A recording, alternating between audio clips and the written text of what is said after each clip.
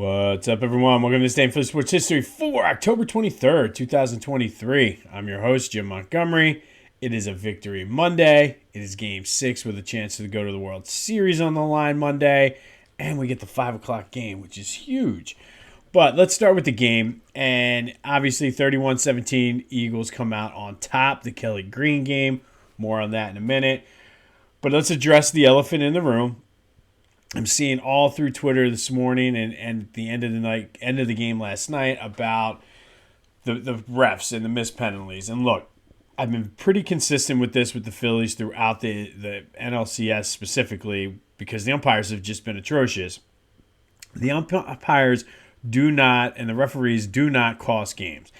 Yes, they might miss calls, but if you're putting yourself in a position where that one play is going to make or break the game, you failed throughout the rest of the game. So that is what I have to say about that. Now, did they miss the face mask on Bradbury that would have been either face mask or pass interference or whatever? Sure. I don't know if he was going to catch that ball anyway, but I'll give you that. That's a missed call. The roughing the passer penalty was iffy at best. I do think that, we've gotten our fair share of those called against us, and it was a bang play, and we had the benefits of watching it in slow motion on the replay, so not really going to get too much into that. I did see a lot of people on Twitter talking about missed calls and misholding and all kinds of things like that. And look, you could call holding on every single play in the NFL probably if you wanted to. If you just watch replays, there's so many calls that get missed. I think the Dolphins fans going into it and looking for things to pick apart that's an old school Philly. That's an old Philly thing. That's the stuff we used to do. And truthfully, there was the things that I'm seeing on Twitter about the missed calls. Nobody's putting the fact that on his long catch there in the fourth quarter on that long drive, A.J. Brown had I forget which cornerback it was, grabbed his jersey and was stretching it out.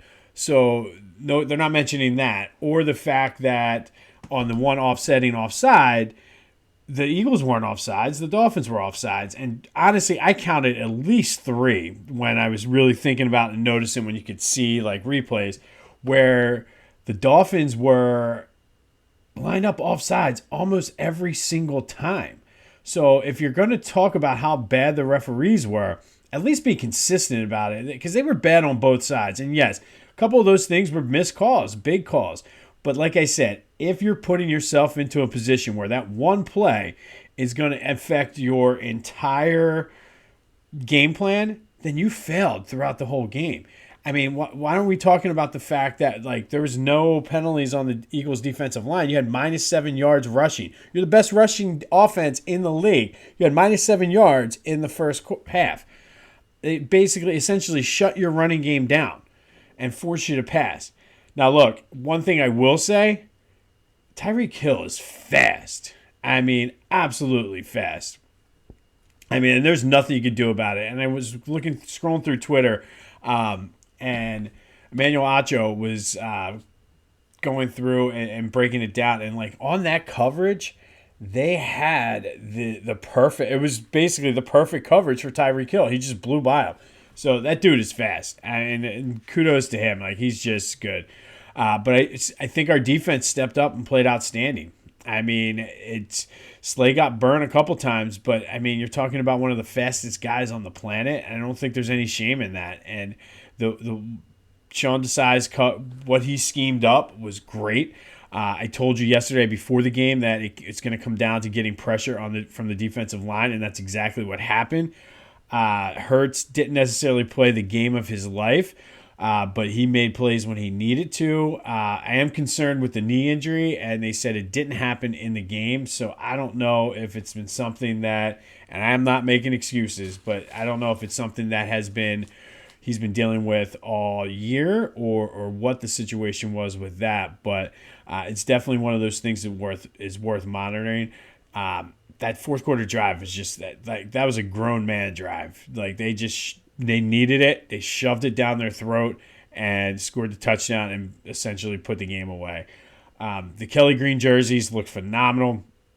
I did like the hoodies on the sideline. Some of the hats I saw I liked. Again, I don't know if I'm ready to commit to them all the time, but they did look good. And there was a couple times where I started feeling nostalgic and going back to when I was a kid. But good win, 6-1, and can we finally put to bed the narrative that the Eagles, like they still I don't think have played their best game. They're getting better. They've improved every single game now, minus the Jets game. But they're 6-1, and I mean they're a pretty damn good football team. And it's not like anybody else in the NFC. I mean, the Lions just got pounded by the Ravens. I'm anxious to see what the 49ers do tonight, but just everybody breathe. Like, they're a damn good team. But good win. And like I said, we won our bet. I told you there's just no way they were going to lose the Kelly Green game. Especially, I just didn't think the Dolphins were as good as they were. And once you took away their run game, it's typical of what the Eagles do. So, and this is the Dolphins' MO every time they play a decent team. So we move on down in Washington next week. And then we're home against the Cowboys heading into the bye. We have a realistic shot, I would say, to possibly be 8-1, 7-2 going into the bye. So good win. Let's celebrate and keep those good vibes rolling tonight for the Phils. Check out my buddies over at the Clashing Conferences podcast for more NFC East coverage. They were giving Greg the business about the Eagles this week. So I'm excited to see what he does moving forward this week because Cowboys were off, but Giants beat Washington, and it should be an interesting episode. The Clashing Conferences podcast, wherever you get your podcast, as well as on YouTube. All right, I mentioned the Phillies. It's Game 6. Win, and you're going to the World Series. We got Nola on the mound. Hopefully we see Playoff Nola. I think that crowd, especially after last night's Eagles game, is going to be rocking. They showed a picture of Nick Castellanos and his son at the Eagles game last night. Place just, excuse me, erupted. They were playing Dancing on My Own. The link was rocking. So I look for that place to be out of control tonight. I really do. I think they win. Even if Nola is not Playoff Nola and he's just solid, gives us 5 innings, 6 innings, I think we win.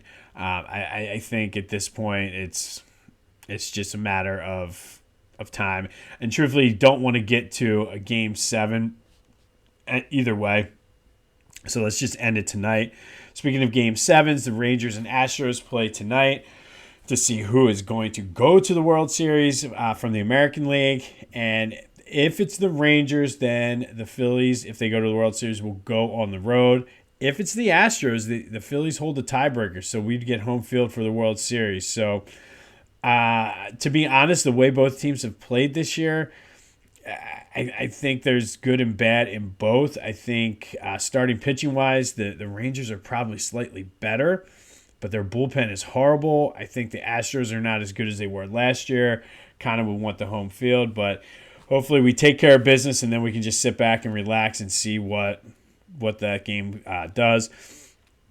Make sure you believe and go to phillygoat.com to get your Believe shirts. It's the same shirts that the players have been wearing on the field.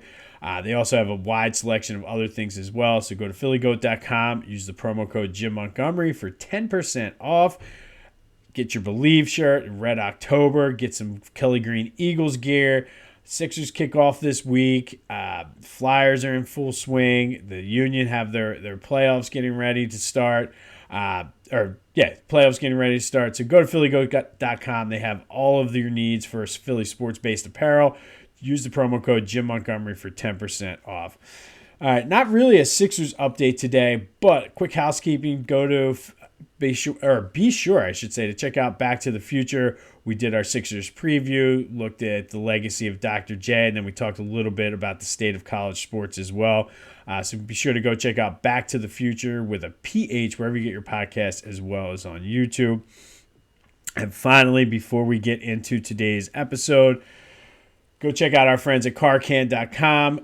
If your kids are anything like mine, the back of your car is a hot mess. So go get Carcan. It fits right on the back of your seat. It's a trash can. It's storage. You can even use it as a cooler if you want for those long trips. Check out their site while you're there. They have a ton of other car organizational items, things for your trunk, your your visor, cup holders, and kind of whatever your style and whatever your needs are, they have covered. It makes a great holiday gift too, especially for the people in the office not sure what to get Jane in accounting. Go to Car Can. Get her one of the things for the back of her seat. I'm sure her kids are messy just like ours are. The more you buy, the more you save. While you're there, use the promo code Jim Montgomery 20 off for 20% off of your order. That's carcan.com. They have a ton of variety of things. And like I said, it makes a great gift for everyone in the office. All right, we are going to go now today back to 2005. And on this day in 2005, the Eagles beat the Chargers 20-17. It was an interesting start to that season before we get into this game. They started the season with Brian Westbrook and Terrell Owens having contract questions. B. West held out. T.O. thought he had outplayed his contract during the Super Bowl year. This is when the things were planted with Donovan. T.O. was doing sit-ups in his driveway, all that other fun stuff, if you remember. Kind of took away the focus on Brian Westbrook holding out, to be honest. They opened the season. They lost to Atlanta in week 1. Jeremiah Trotter got thrown out for throwing a punch pregame. I think Ike Reese was got traded to the Falcons or signed with the Falcons that offseason and sort of instigated that a little bit. And every time he comes up on the radio, he kind of cracks up. But they did start off 3-2 heading into their bye. So this Chargers game was the game after the bye. We all knew at that point Andy Reid didn't lose after the bye. Well, this happened to be also the last game that the Eagles won with T.O. as a member of the Philadelphia Eagles. This game was kind of one of those boring, it was just sort of like a defensive struggle. The Chargers came in with Drew Brees as quarterback and LaDainian Tomlinson. And for the most part, the defense held LaDainian Tomlinson in check. He only had 7 yards on 17 carries, which was huge. And he ended up with like over almost 1,500 yards that year. So holding him there was huge. But the offense just couldn't get it going. San Diego, who they were at the time, lined up to kick a field goal late in the game. Quentin Mikell blocked it. Matt Ware picked it up and returned it 65 yards for a touchdown to give the Eagles the lead, and that was all they need. Like I said, they held LaDainian Tomlinson in check. Drew Brees, for the most part, was in check. It wasn't the Drew Brees that we know now. McNabb was okay, 287, a touchdown and 2 interceptions. T.O., 7 catches, 1 touchdown. But it was like after this game is when it all went south for the Eagles that year. After that, T.O. had the interview, if you remember, where he said the Eagles would be better off if Brett Favre was the quarterback. He had gotten into the fight with Hugh Douglas in the locker room, who wasn't even on the team. He was just the ambassador. And then T.O. finally said the Eagles showed a lack of class for not acknowledging his 100th career touchdown pass. All this after all of the stuff in the preseason with Donovan not sticking up for him and how that's all he really wanted, even though Donovan went to bat for Brian Westbrook. So, I mean, I don't know. I mean, if you break down this thing down, and like I've done a Back to the Future episode on this, but truthfully, Donovan, all he had to do was stick up for T.O. Just say, pay the man. Like, and I've said it 1,000 times, and I'm a McNabb fan and McNabb supporter, but just say it. I mean, he did it for Brian Westbrook. Why not do it for T.O.?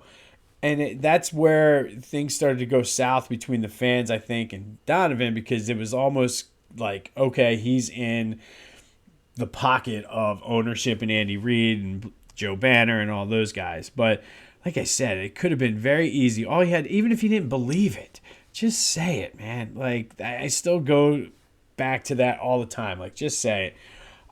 So there's that part. And the Brett Favre comments, I mean, at the time, McNabb was dealing with some injuries and Favre was playing lights out. So it wasn't that far off, and the Eagles were struggling. It was the Super Bowl hangover year, and T.O. later said his words were taken out of context, which I don't necessarily disagree. I mean, they probably could have said, where would you guys be if Brett Favre was your quarterback because of the struggle, whatever it was. I don't think he didn't say anything that was wrong. Probably need to be more careful, I guess, with how you do it, but I mean, McNabb was struggling and hurt at the time, and Brett Favre was playing lights out, and the Packers were undefeated. So Apparently, that fight with Hugh Douglas was brewing, and that was really the whole team started to get a divide during that time because there were some people in the camp that said, yes, T.O. outperformed his contract. Pay him. Pay the man his money. But I don't know if it was classless for the Eagles to not acknowledge his 100th touchdown, but come on, man. Just say congratulations on your 100th touchdown. Like, I've seen them acknowledge way less for lesser people as well. So, I mean, I'm not necessarily taking T.O.'s side on this, but he does have some valid points, and it's a shame because if this thing could have worked out, who knows what they could have done. But go back through the archives of Back to the Future. I did do an in-depth T.O. versus Donovan thing. But back to the original point. On this day, back in 2005, the Eagles beat the Chargers 20-17 when Quentin Mikell blocked a field goal and Matt Ware took it 65 yards in for a touchdown late in that game to seal it for the Eagles. All right, we are slowly inching our way to the Philadelphia Sports Hall of Fame induction ceremony on November 2nd. If you want information about tickets as well as this year's class and the 20 for 20 they're doing, go to PhiladelphiaSportsHallOfFame.org. If you want information on how you can help, where the Hall of Fame is located, how you can set up a visit, or to just look at the old or past induction classes, go to PhillyHall.org. But today, we are going to celebrate one of this year's inductees and one of the greatest to ever do it. And again, this is one of my favorite parts about this is not knowing going into it some of these folks. But Valerie Still, basketball legend. She was from Camden High, Camden, New Jersey. Or she played at Camden High and Cherry Hill East High School. She then went on to play at the University in Kentucky from 1979 to 1983. She was a three-time All-American in Kentucky. She holds the records for both men and women in both scoring and rebounding. So think about that. The vast history and the great rich basketball history at University in Kentucky. She is the all-time leading scorer and rebounder for both men and women. She was an 8-time Italian League All-Star. Remember, there was no WNBA when she would have went. There was the ABL then that started in the United States. So near the end of her career, she was the MVP of the ABL Finals in 97 and 98. She led the Columbus Quest to back-to-back championships. And then after that, the WNBA started. So she did play 1 year late in her career with the WNBA for the Washington Mystics. But she is the first female to have a jersey retired at the University of Kentucky. She's in their Sports Hall of Fame. She is in the Camden County Sports Hall of Fame as well as the Women's Basketball Hall of Fame. Again, one of the best to ever do it, and it's a shame that you look at some of these trailblazers for today's game. Like look at the ladies in the WNBA, and it's people like Valerie Still who sort of set that up and put the wheels in motion because there became such an interest for it. And these ladies were good. Like she was great. I mean, to me, the fact that you're the leading scorer and rebounder at the University of Kentucky for men and women, that's pretty damn impressive. So congratulations to you, Valerie, on your induction into the 2023 Hall of Fame class. Again, if you want to celebrate Valerie and the rest of our inductees, go to PhiladelphiaSportsHallOfFame.org. Tickets are still available. And I'll see you there. All right. On this day, back in 2005, Eagles beat the Chargers 20-17 after a blocked field goal was returned. Are we going to the World Series? We will find out very, very soon, and I really do think they're going to go. We clinch tonight, and then we get to sit back and watch and see who we're going to play later. Again, I'm kind of leaning toward the Astros. I kind of want that rematch, and it would be nice to have the home field advantage as well. Maybe you can get the opposite of what happened last year and kind of – we'll see. But that game is at 5. Good win for the Eagles. Miss me with all that, the referee costing the game, blah, blah, blah, blah, blah. Had you performed and executed better, those singular plays would not have mattered. So the referees and umpires do not cost you the game. It's just the way it is. It's going to be a beautiful day here in the area. Is it going to be a World Series clinching day? We will find out soon. But this has been This Day in Philly Sports History. I'm Jim Montgomery. Go have yourselves a Monday. And until next time, I'll see you when I see you.